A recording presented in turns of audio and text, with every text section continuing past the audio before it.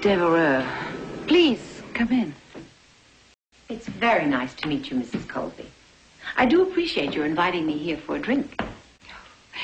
You weren't invited. I sent for you. And this isn't a social drink. Oh, well, what is it then? A chance for me to find out why, since I've never met you, I don't like you. Well, so much for frankness. I'm always frank. Yes, I know. Exactly what is there about me you don't like, Mrs. Colby? Oh, please, sit down. Thank you.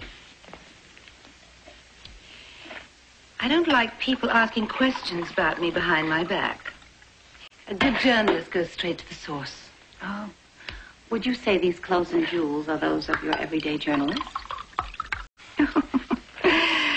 Well, anything can be rented these days. Yes, except intelligence. And I am a very bright woman, Mrs. Colby. Of course, you couldn't know that. We have known each other long enough for you to realize that.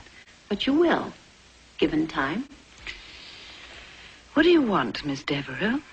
For now, not much, really. Merely to check out in the flesh what I've heard so much about. What have you heard? That Alexis Carrington Colby is one of the planet's true natural beauties. I'll buy that now. That she lives in a showplace penthouse. It is exquisite. Thank you.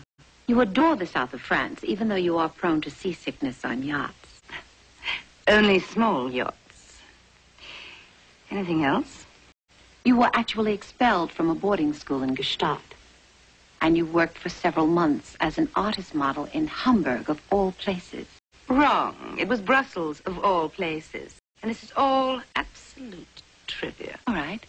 On a deeper level, you are extremely vulnerable when it comes to your children and totally ruthless when it comes to your enemies. And there are quite a few of those hanging about. It's burned. Is it? The champagne was obviously frozen in the bottle at some point. If the champagne is too burned for your taste, Miss Deveraux, don't drink it. The caviar I trust is not burned. I really wouldn't know. This is Osotrova, and I prefer Petrosian Beluga. Look, Miss Deveraux, whatever it is that you're doing in Denver, I suggest that you tread very carefully with me. Let me ask you, Mrs. Colby, is that supposed to be an implied threat of some sort? Because if it is, I am just as tough as you. Maybe tougher. Who the hell are you, anyway? Who am I? You will find out very soon. Very soon.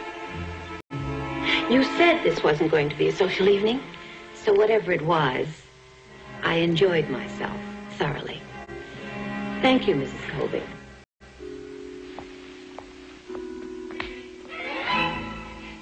Ciao. For now.